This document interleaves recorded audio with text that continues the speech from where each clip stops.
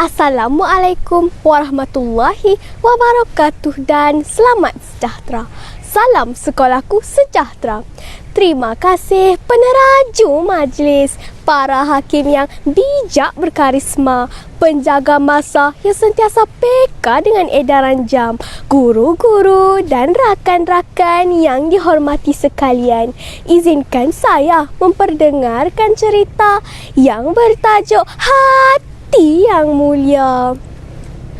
Haziq termenung sendirian. Nun di kejauhan, Haziq terpandang keindahan pelangi petang yang berlari di kaki langit. Haziq terbuai mimpi indah buat seketika. Apabila tersedar, Haziq kembali sedih mengenangkan keadaan dirinya yang dilahirkan dengan kaki kiri yang tidak sempurna. Haziq terpaksa menggunakan bantuan tongkat untuk berjalan. Namun, jauh di sudut hati, Haziq tidak pernah menyesali akan keadaan dirinya. Malah dia bersyukur kerana masih dikurniakan akal fikiran yang normal. Walaupun Haziq agak pendiam, tetapi dia seorang murid yang cemerlang. Haziq sering membantu murid-murid lain menyelesaikan masalah dalam mata pelajaran yang tidak difahami. Ini membuatkan guru-guru bertambah sayang akan Haziq dan sentiasa mengambil berat tentang dirinya. Walau bagaimanapun, tidak semua murid dapat menerima Haziq.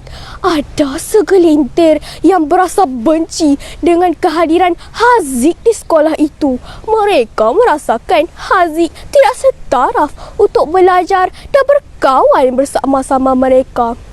Salah seorang murid tersebut bernama Afi. Afi belajar di kelas yang sama dengan Haziq. Afi tidak suka berkawan dengan Haziq yang tidak sempurna sepertinya. Afi memandang rendah terhadap Haziq. Bagi Afi, biarlah enggang sama enggang, pipit sama pipit. Janganlah pula pipit hendak menjadi enggang. Perasaan benci dan dendam terhadap Haziq semakin hari semakin menebal.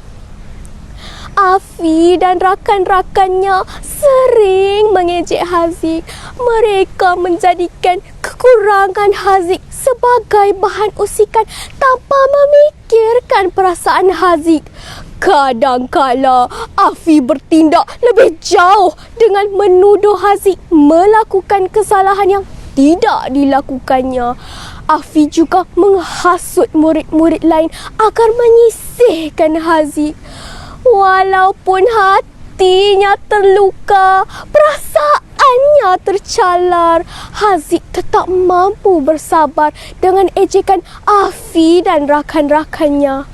Malah dugaan yang dilalui telah mendidik hati Haziq menjadi sabar dan kental. Haziq menganggap semua ini sebahagian daripada ujian Tuhan terhadap hambanya.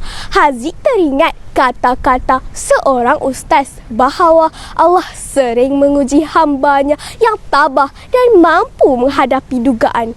Tiba-tiba terlintas dalam fikiran Haziq bahawa dia merupakan insan pilihan Tuhan kerana dirinya tabah, cekal dan hebat. Haziq menjadi semakin kuat. Yang bulat tidak datang bergolek, yang pipih tidak datang melayang. Nasihat ibu digenggam erat. Haziq berazam untuk belajar bersungguh-sungguh bagi menghadapi peperiksaan akhir tahun yang bakal tiba tidak lama lagi. Dia ingin buktikan kepada masyarakat bahawa dirinya juga boleh berjaya seperti murid-murid lain yang sempurna. Haziq tidak mahu menjadikan kekurangan diri sebagai alasan gagal dalam peperiksaan. Suatu petang, hujan turun agak lebat. Pada ketika itu, Haziq baru pulang dari sekolah selepas selesai menduduki kertas terakhir peperiksaan. Haziq melindungi badan dengan baju hujan yang sentiasa dibawanya. Haziq berjalan dengan berhati-hati menggunakan bantuan tongkat kerana keadaan jalan agak licin. Semasa sedang berjalan menyusuri tepi sebuah longkang yang besar, Haziq terdengar suara orang meminta tolong. Haziq mengamati suara tersebut dan cuba mencari arah datangnya suara itu. Alangkah terkejutnya Haziq apabila mendapati Afi sedang berpaut pada tebing sebuah longkang yang besar. Dia sedang berusaha untuk menyelamatkan dirinya daripada dihanyutkan oleh arus deras air longkang. Haziq memandang sekeliling untuk meminta bantuan. Malangnya, tiada sesiapa di situ.